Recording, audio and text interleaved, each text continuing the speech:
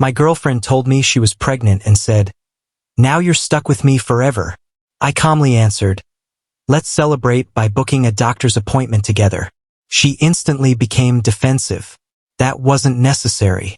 3 days later, I discovered a fake pregnancy test hidden in her drawer, and that confirmed everything.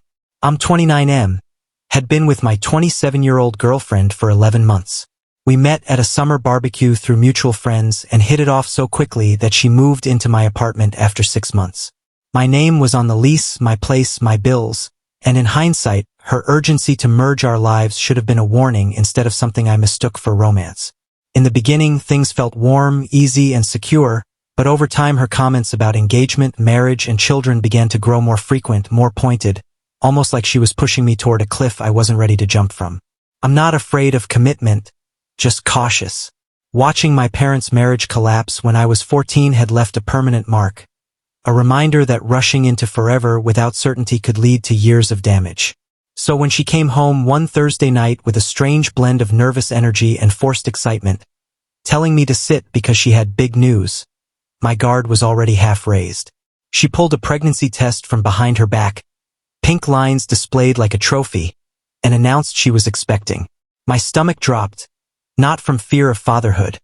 Someday I want children, but because something about the situation felt off. We had been extremely careful, almost paranoid about protection, especially after watching my older brother's custody nightmare unfold over the years. Before I could follow my thoughts, she added that chilling line again, that I was trapped with her forever, and though she tried to laugh it off, her eyes gave away a different kind of truth entirely. I suggested a doctor's appointment, prenatal steps, basic responsible adult decisions, but her whole reaction shifted into panic. She refused every suggestion, claiming it was too early, dodging every practical question, and accusing me of not trusting her when all I wanted was professional confirmation. Over the next few days, her behavior made everything worse. No symptoms, no lifestyle changes, not even a second glance at the supposed positive test. She drank wine, brushed off concerns, and seemed completely uninterested in anything related to pregnancy. When she left for brunch on day 3, I did something I never thought I'd do. I checked her drawer.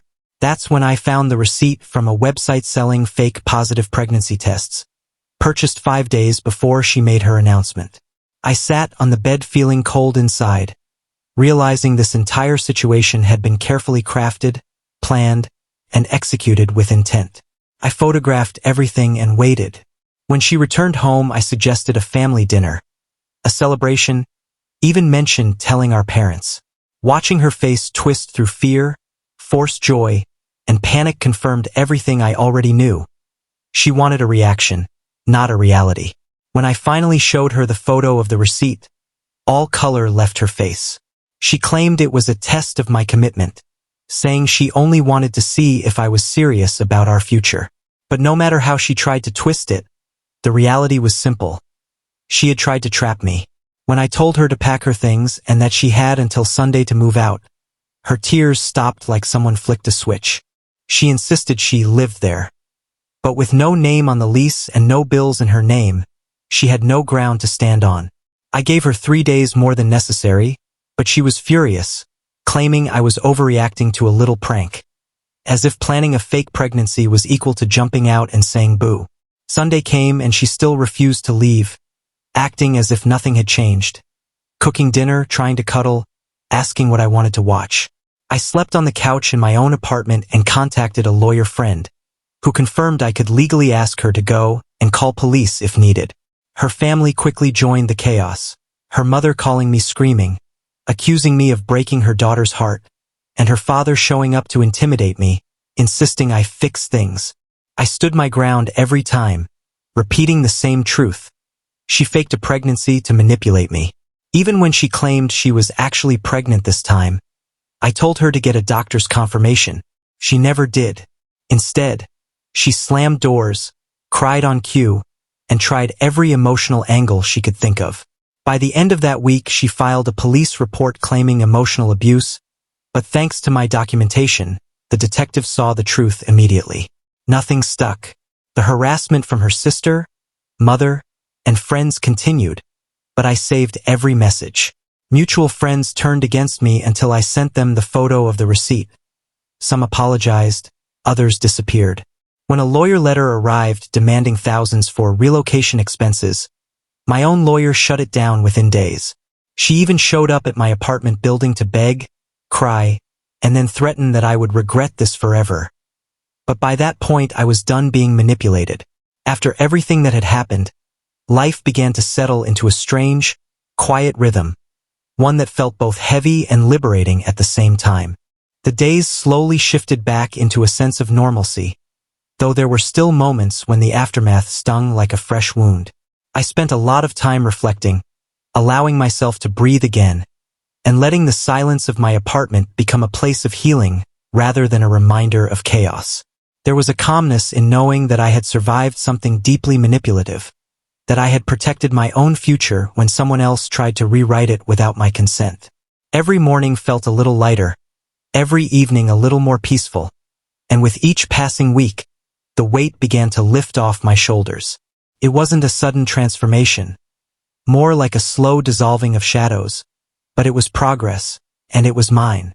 In those weeks of rebuilding, I took time to reclaim not only my apartment but also my sense of identity that had been tangled in lies and emotional whiplash. I rearranged the living room, shifted the bedroom furniture, and even repainted a wall just to give myself a fresh view. Every change felt symbolic, like I was gradually erasing the echoes of manipulation and replacing them with my own peace. I learned to cook meals for one without feeling that hollow tug of memory. I slept better knowing no one was holding a net above my head waiting to trap me with a lie. I even started going for evening walks around the block just to feel grounded again, letting the cool air remind me that life still had space, still had choices, still had freedom that had nearly been taken from me. My therapist continued to tell me that healing wasn't about rushing toward the next chapter but about making peace with the last one. And slowly I started to understand that the trust one had lost didn't return overnight, but each time I processed a memory without feeling that sharp twist of betrayal, I knew I was moving forward. I found comfort in the small victories, waking up without anxiety, watching a movie without flashbacks, going through a day without thinking about her manipulations. I held on to those moments because they were proof that even after someone tried to control my life with a fabricated story, I still had the power to rewrite my own truth. Even when mutual friends mentioned updates about her life, how she was staying away from most people, how her job had changed, how she rarely left the house, I didn't feel satisfaction or revenge. What I felt was closure. Not the dramatic kind she claimed to deserve, but the quiet, steady realization that her actions had brought her exactly where she was. I didn't need to contribute to her consequences. Reality had done that for me. The only responsibility I had was to protect my own life, my own peace, and the future I had worked so hard to build. And as time passed, I realized that I had done exactly that. Not perfectly, not effortlessly, but with strength I didn't even know I had until I needed it most. Eventually, the calls stopped, the texts stopped, and even the whispering circle of mutual friends grew silent. The storm slowly lost its power, and I was left standing on the other side, a little more cautious, a little more guarded, but still standing. I learned that sometimes the most powerful victories come not from fighting back but from choosing to walk away, choosing to protect your own future when someone else tries to twist it with a lie.